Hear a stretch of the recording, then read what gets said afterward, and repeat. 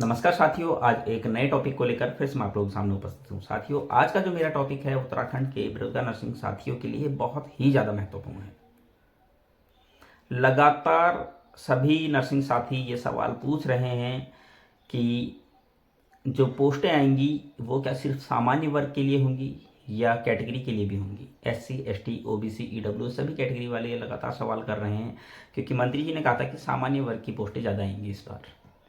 तो मैंने अपनी पिछली वीडियो में भी बताया था कि रोस्टर के हिसाब से कोई भी भर्ती आती है तो वो रोस्टर के हिसाब से आती है, उसमें रोस्टर लगाया जाता है। और रोस्टर के कई वीडियो मैंने अपने चैनल पर डाले हुए हैं, आप देख सकते हैं।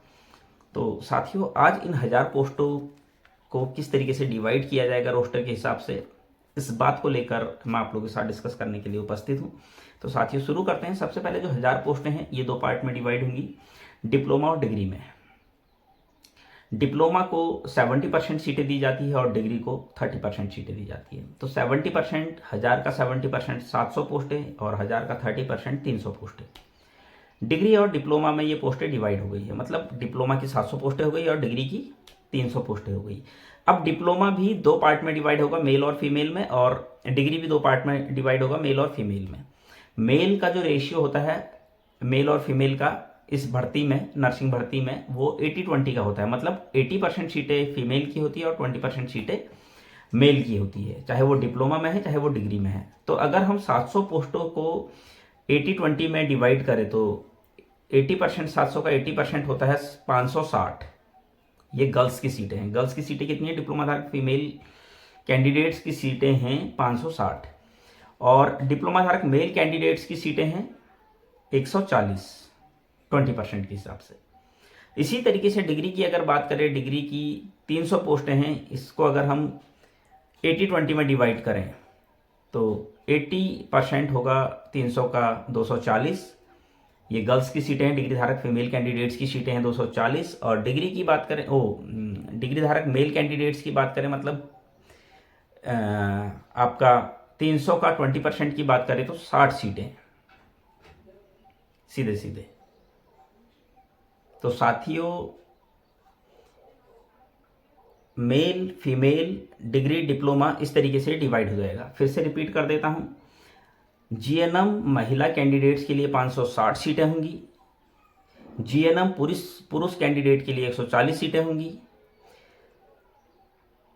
डिग्री महिला कैंडिडेट्स के लिए 240 पोस्टें होंगी और डिग्री मेल कैंडिडेट्स के लिए 60 पोस्टें होंगी। अब इन पोस्टों को, जो जैसे मान लीजिए डिप्लोमा धारक फीमेल कैंडिडेट्स की पोस्टें हैं, ये भी फिर कैटेगरी वाइज डिवाइड होंगी, सामान्य वर्ग, SC, ST, OBC, EWS।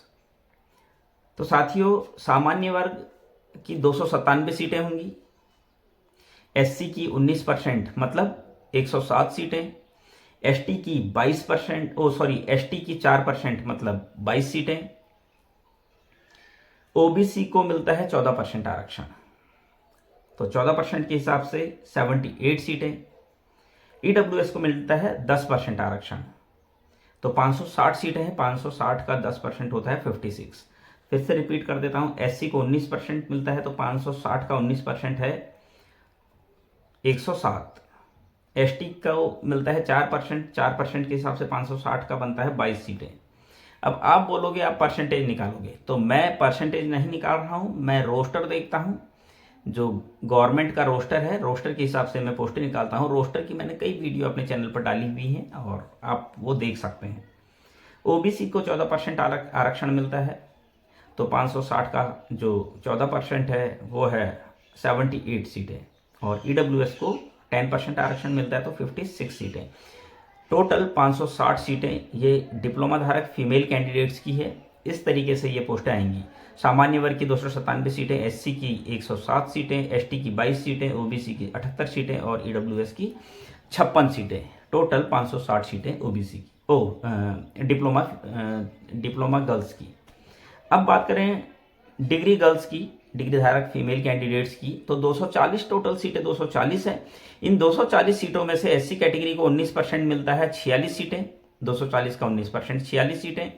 ST को 9 सीटें, 4% के हिसाब से, ओबीसी को 14% का आरक्षण मिलता है 33 सीटें, ईडब्ल्यूएस को 10% आरक्षण मिलता है 240 का 10% 24 सीटें, और सामान्य वर्ग को 128 सीटें, टोटल 240 सीटें। फिर से रिपीट कर रहा हूं, सामान्य वर्ग को 128 सीटें, एससी को 46 सीटें, एसटी को 9 सीटें, ओबीसी को 33 सीटें, ईडब्ल्यूएस को 24 सीटें, टोटल 240 सीटें।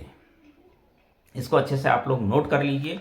फिर से रिपीट कर रहा हूं, मैंने पूरी कोशिश की है कैलकुलेशन में कोई गड़बड़ ना हो। आप फिर से एक बार खुद से भी करके इस चीज़ को देख लीजिएगा कि कैलकुलेशन सही है या नहीं। अगर कहीं पर हो सकता है मिस्टेक हुई हो, अगर ऐसा कोई मिस्टेक हुआ हो तो प्लीज़ आप कमेंट में ज़रूर बताइएगा।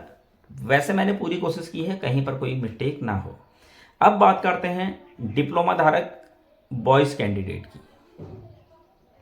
डिप्लोमा धारक बॉयज़ कैंडिडेट की 140 सीटें हैं। 140 सीटों में एससी कैटेगरी को 19%, 140 का 19% 25 सीटें, एसटी को 4%, तो 140 का 4% 5 सीटें, ओबीसी को 14%, 140 का 14% आता है 19 सीटें, और ईडब्ल्यूएस को 10% के हिसाब से आती है 14 सीटें, और सामान्य वर्ग को 77 सीटें।